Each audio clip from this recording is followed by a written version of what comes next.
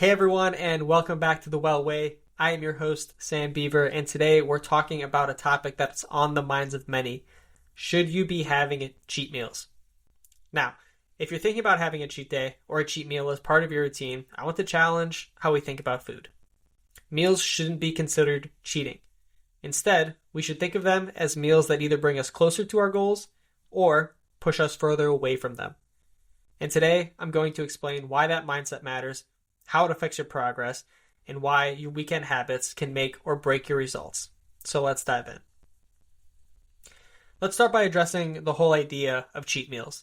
The term cheat meal often implies that there's something wrong with the food you're eating, that it's something you're not supposed to have, that it's off limits, and that's where we run into problems. Meals shouldn't be considered cheating. Instead of thinking of food as good or bad, think of it this way. There are meals that bring you closer to your goals, and there are meals that bring you further from your goals. A salad with grilled chicken, vegetables, and some healthy fats is bringing you closer to your fitness goals. But a big greasy pizza with extra cheese and a side of fries, that's a meal moving you further away from your goals. But here's the issue with a cheat day or a cheat meal. When you create a designated day or meal for eating junk food, it opens up the floodgates for thinking that you can eat like that every day. Suddenly, it's not just one cheat meal a week. It's a cycle of thinking about eating junk food every day, and that's not a sustainable or healthy way to live. In fact, this cycle can really affect your mental health as well. If you spend the entire week thinking about your cheat meal, you're not focusing on the habits that will actually bring you lasting results. You're trapped in a loop of restriction and then overindulgence, and that can create a very unhealthy mindset around food. The work we do here at The Well is centered around building healthy habits for life. And I want to be clear, eating sugar until you feel sick every Saturday is not a habit that's going to serve you long term. In fact, it's a terrible way to see lasting progress in your fitness. Spoiler alert, you're not going to see sustainable progress if you keep treating the weekend as a free-for-all. You have to stay on track during the weekends if you want to see real progress. Weekends are often the time when we throw everything we've worked on out the window, and then by Monday, we're starting over from scratch. Now you might be wondering, can I never eat junk food again? And the answer is absolutely not. You can enjoy junk food whenever you want, but not because you're waiting for a cheat day to make it okay.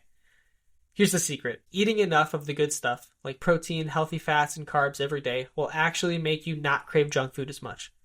Once your body gets used to the feeling of being energized and nourished with healthy foods, you'll begin to notice that the junk food doesn't always make you feel as good.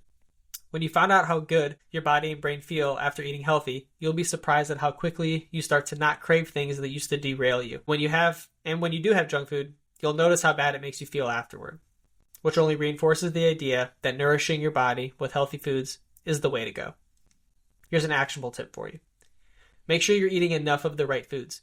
Protein, healthy fats, and nutrient-rich carbs. Over time, your body will start craving whole foods more than the processed stuff, and that's a much more sustainable place to be. So, how do you build healthy habits that stick?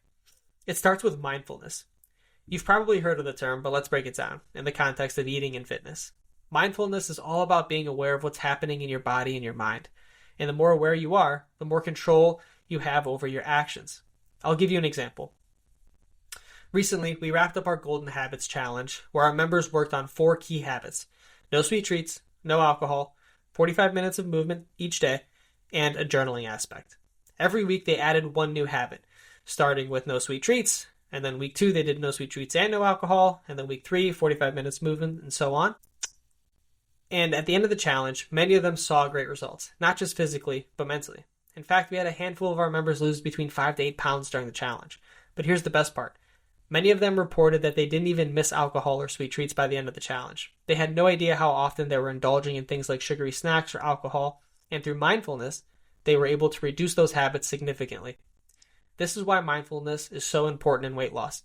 It brings awareness to your habits, helps you understand what's actually helping or hindering your progress, and makes it easier to make changes that last. Here's an actionable tip for you. Track what you're eating and how you're feeling. Start by paying attention to when and why you crave certain foods. Once you become mindful of these habits, you'll have more control over your choices. This will be key in helping you lose weight and keeping it off. So let's talk about how to build habits that last. One of the most common mistakes people make when trying to get healthy is trying to do too much at once. They want to change their diet, work out 5 times a week, and give up all the things they love, all in one go. But this approach often leads to burnout. It's overwhelming, and the changes don't stick because it's too much too soon. That's why it's important to start with one habit at a time and build from there. Focus on making one change, then give yourself time to settle into that before adding the next one. Maybe you start by eliminating sweet treats from your diet during the week. Once you've mastered that habit, you can focus on adding more movement into your day or cutting out alcohol. One habit at a time means you can focus on building sustainable habits that you can keep for life. Your actionable tip is pick one habit. For example, stop eating treats during the week, and when you've made that a consistent habit, add something new. Slow and steady wins the race. So let's wrap this up. Cheat meals don't serve us when it comes to long-term health.